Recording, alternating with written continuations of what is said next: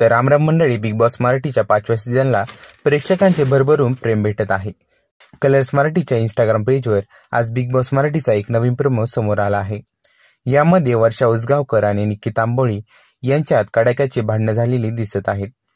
Big boss मराठीच्या आजच्या भागात वर्षा उसगावकर यांनी फेकून दिलेली भाजी निक्की परत घेऊन येते. निक्की येऊन वर्षाताईंना म्हणते की या घरात लोकांना अन्न मिळत नाही आणि तुम्ही सरळ भाजी फेकून देत आहात. यावर वर्षाताई निक्कीला म्हणतात, मला ती भाजी खराब वाटली म्हणून मी ती टाकली होती. पुढे निक्की वर्षाताईला म्हणतात, तुम्ही किती घाण स्वभावाचे आहेत हे दिसतंय यावरून. तिला म्हणतात, उगाच आरडाओरडा करून काही सिद्ध होणार नाही.